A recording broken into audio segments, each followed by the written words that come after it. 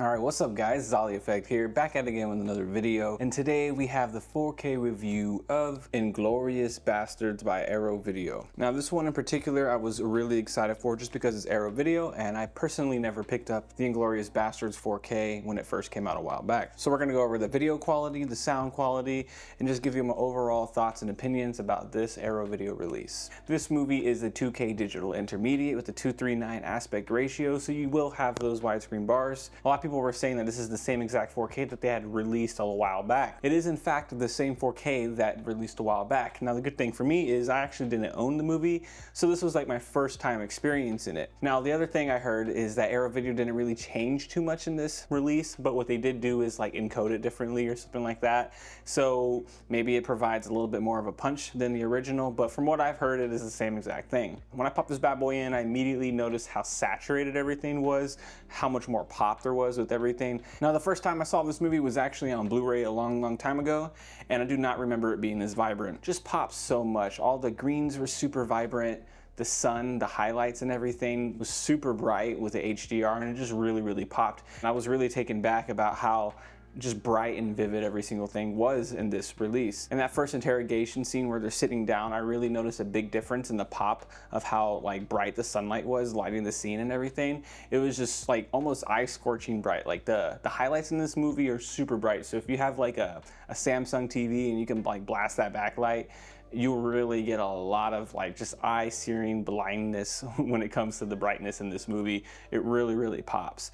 It is a 2K digital intermediate, and honestly it looks pretty good for a 2K intermediate. I've seen a handful of good 2Ks, like Aquaman that comes to mind real like just on the top of my head, and they can really pop if you give them a chance. I mean, you can see skin pores, you can see like a lot more detail on the scar on Brad Pitt's neck. There's a lot more detail in the backgrounds. Obviously you're able to make out different posters and things like that. And tell me why, I don't know if I haven't seen the movie in a long time, but there's a part where they're sitting in a restaurant and the interpreter lady has a dog next to her. For some reason I've never seen that dog. I don't know what I thought that was, but on the 4K I was like, oh my god, there's a black poodle next to this lady. Never noticed that before. Maybe I just needed to focus a little bit more, but I had personally never seen that. Another thing that really popped was the blood.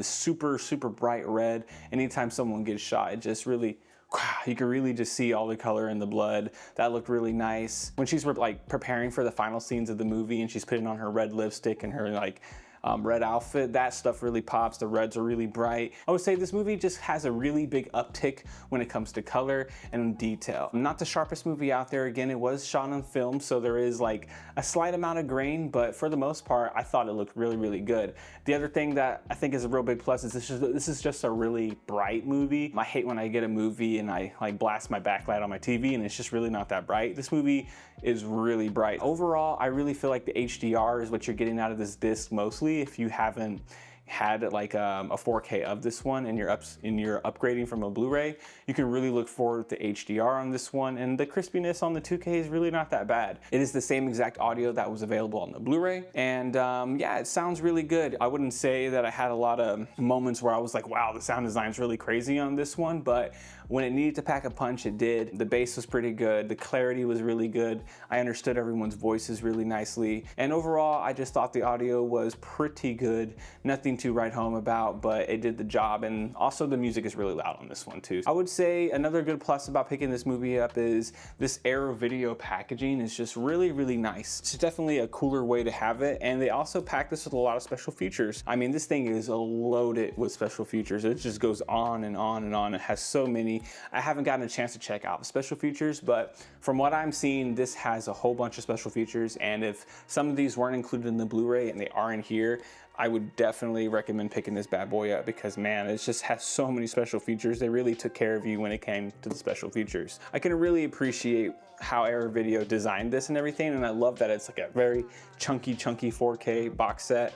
And yeah, it's real nice on my shelf, and I really do appreciate Arrow Video's time and care into this set. Some movies, really don't get that much care when they're making their 4Ks, but this one definitely did, and I love it. But yeah, guys, that's like my 4K review of this movie. movie so far. It's not something that I feel like you really need, but if you're a Quentin Tarantino fan and you like Inglourious Basterds and you don't already have the original 4K, I would definitely pick it up because you get a lot of cool stuff on the inside. You get a lot of new bonus special features. The packaging looks really nice. It's pretty crispy, and I think the HDR just really pops, and the overall brightness on this disc is just really nice.